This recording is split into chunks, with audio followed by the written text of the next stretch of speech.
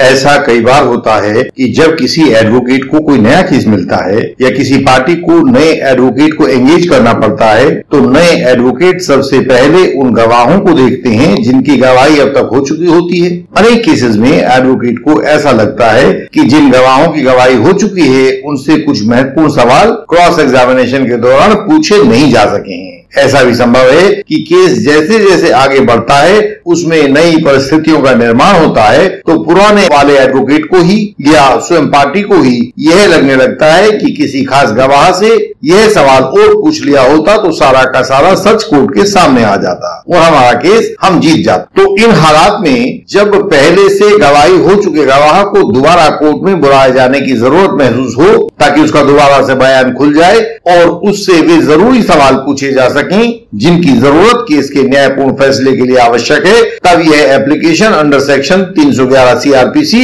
लगानी पड़ती है, इसकी जरूरत होती है। इस एप्लीकेशन के द्वारा कोर्ट से यह प्रार्थना की जाती है कि उस गवाह को दोबारा बुलाया जाए और हमें उससे जरूरी सवाल पूछने की इजाजत दी जाए। सभी एडवोकेट्स का अनुभव होगा कि ज्यादातर ट्रायल कोर्ट्स इन एप्लीकेशंस को इस आधार पर खारिज कर देती हैं कि गवाह को दोबारा बुलाने से केस डिले हो जाएगा। इसलिए एक्सपीडिशियस ट्रायल के मद्देनजर कोर्ट्स गवाहों को गवाही के लिए दोबारा बुलाने की एप्लीकेशन अंडर सेक्शन 311 सीआरपीसी को खारिज कर देते हैं। लेकिन अभी 16 जून 2022 के एक फैसले में इलाहाबाद हाई कोर्ट ने सुप्रीम कोर्ट के ताजा तरीन फैसलों का पालन करते हुए कहा कि कानून की वास्तविक स्थिति तो कुछ और है और यह भी कि सुप्रीम कोर्ट के कानून का पालन हर कोर्ट को करना ही होगा।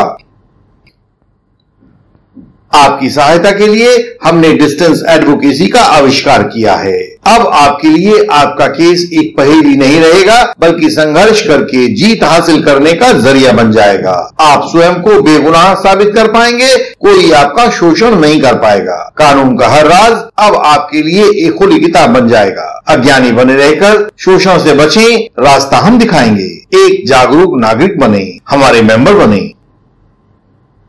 जिस केस में इलाहाबाद हाईकोर्ट का फैसला आया है उसमें 19/10/1996 को अपहरण का एक केस 1052 ऑफ 1996 दर्ज किया गया था। ट्रायल धीरे धीरे आगे बढ़ते हुए स्टेटमेंट अंडर सेक्शन 313 सीआरपीसी तक पहुंच गया। मुलजिम का बयान दर्ज होना था। अप्रैल 2022 में आरोपी को लगा कि एक गवाह संजय राय तथा दूसरे आईओ से कुछ सवाल पूछे जाने रह गए हैं। आरोपी ने 25 अप्रैल 2022 को एक application under section 311 CrPC court के सामने लगा दी। यह दरख्वास्त की गई कि इन गवाहों को दोबारा बुलाकर इनकी गवाही करवाई जाए। आरोपी की इस एप्लीकेशन अंडर सेक्शन 311 सीआरपीसी को ट्रायल कोर्ट ने यह कहते हुए खारिज कर दिया कि मुकदमा पहले ही बहुत विलंब हो चुका है, अब यह एप्लीकेशन इसमें और विलंब कर देगी। ट्रायल कोर्ट के इस निर्णय को आरोपी ने इलाहाबाद हाई कोर्ट में चुनौती दी। इलाहाबाद हाई कोर्ट ने जब 16/6/2022 को अपना फैसला दिया तो आरोपी को रिलीफ दिया गया था।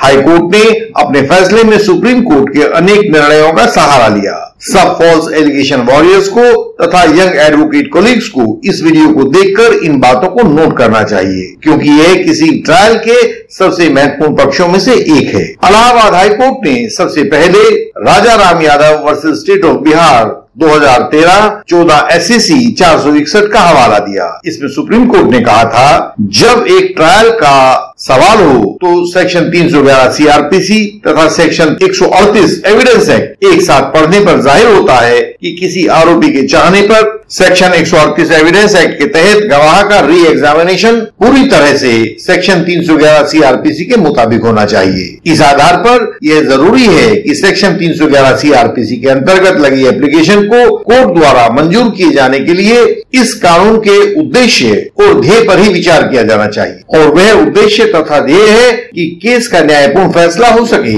इस तरह सबसे प्रमुख जरूरत एक न्यायपूर्ण फैसला है और इसी के लिए किसी व्यक्ति को दोबारा बुलवाने या उसकी गवाही करवाने की बात को तय किया जाना चाहिए। इसमें अन्य कोई बात महत्वपूर्ण नहीं है। इसके बाद इलाहाबाद हाई कोर्ट ने अपने फैसले में कहा इस तरह किसी गवाह को सेक्शन 311 सीआरपीसी जो कि इंक्वायरी ट्रायल आदि के सामान्य प्रावधानों वाले चैप्टर 24 में दिया गया है में समन करने की शक्ति कोर्ट की बहुत व्यापक शक्तियों में से एक है। इसी आधार पर यह भी कहेंगे कि अधिक शक्तियां अधिक जिम्मेदारी के तहत आती हैं, तो कोर्ट जब इन शक्तियों का इस्तेमाल करे तो बहुत जिम्मेदारी के साथ करे। इलाहाबाद हाई कोर्ट ने सुप्रीम कोर्ट के एक अन्य फैसले Manju Devi versus state of Rajasthan 2019 6 SCC 2003 पर ध्यान दिया। इसमें सुप्रीम कोर्ट ने लिखा था, इस संदर्भ में कोर्ट की शक्तियां बहुत व्यापक हैं तथा इसके तहत कोई कोर्ट किसी भी ट्रायल, इंक्वायरी या अदर प्रोसीडिंग्स की किसी भी स्टेज पर किसी भी व्यक्ति को समन कर सकता है। यदि कोई पक्ष एप्लीकेशन नहीं भी लगाता है तो कोर्ट स्वतः, जिसे सुओ मोटू कहते हैं, भी इस शक्ति का इस्तेमाल कर सकता है। हालांकि इस शक्ति का इस्तेमाल करते हुए कोर्ट को बहुत ध्यान रखना होगा और स्वयं को संतुष्ट करना होगा कि ऐसे गवाह को बुलाकर गवाही करवाया जाना निहायत जरूरी है या नहीं है, ताकि केस का न्यायपूर्ण फैसला हो सके। सुप्रीम कोर्ट ने इस फैसले में आगे लिखा था, मंजू देवी वाले केस में, इस सेक्शन 311 CRPC में जो शब्द प्रयोग किए गए हैं उन पर ध्यान दिया जाना चाहिए। ये शब्द हैं any court at any stage और एनी इंक्वायरी, ट्रायल और other proceedings, any person, any such person जैसे वाक्यांश यहाँ प्रयोग किए गए हैं। इनका प्रयोग यह स्पष्ट करता है कि कानून किसी भी तरह कोर्ट की शक्तियों को नियंत्रित नहीं करना चाहता है, यहाँ तक कि केस के न्यायपूर्ण फैसले के लिए नए साक्ष्यों और नए गवाहों को भी बुलाया और रिकॉर्ड किया जा सकता है। सुप्रीम कोर्ट के इन निर्णयों के अध्ययन के बाद इलाहाबाद हाई कोर्ट ने ट्रायल कोर्ट के उस निर्णय को परखा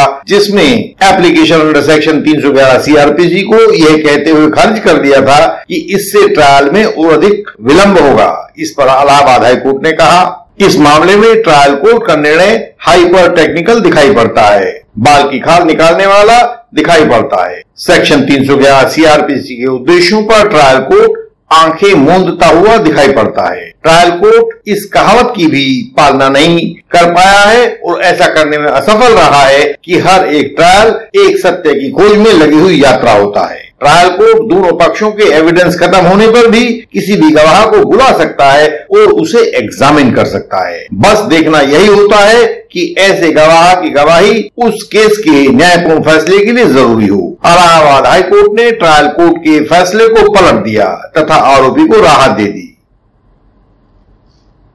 हमने आपकी सहायता के लिए डिस्टेंस एडवोकेसी का उपयोग किया है। डिस्टेंस एडवोकेसी के तहत आप अपने से दूर स्थित एडवोकेट से वे सारी सहायता और सलाह पा सकते हैं जो आप अपने एडवोकेट से भौतिक रूप से पाते हैं। इसमें केवल यह अंतर होता है कि डिस्टेंस एडवोकेट आपके साथ कोर्ट में उपस्थित नहीं होता, बाकी वह सारे काम करता है। यह डिस्टेंस एडवोकेसी पार्टीज और एडवोकेट्स दोनों की समान रूप से सहायता करता है। पार्टीज केवल अपने केस के लिए सहायता पाती हैं, जबकि एडवोकेट्स अपने क्लाइंट्स के लिए भी सहायता पाते रहते हैं। यह सहायता application, appeal, revision, writ petition जैसी फाइलिंग में भी होती है तथा क्रॉस एग्जामिनेशन और फाइनल आर्गुमेंट्स में तो इसने सफलता के नए कीर्तिमान बनाए हैं। हमारे क्रॉस एग्जामिनेशन और आर्ग्यूमेंट्स ने सारे भारत की सब अदालतों में सफलता के झंडे गाड़े हैं। सबसे अधिक लाभ यंग एडवोकेट कोलिग्स को हुआ है। जिन केसेस को वो हाथ में लेते हुए डरा करते थे, आज उन्हीं केसेस में वो आरोपियों को बचा पा रहे हैं और वे अपनी लोकल अदालतों में प्रसिद्ध हो पा रहे हैं।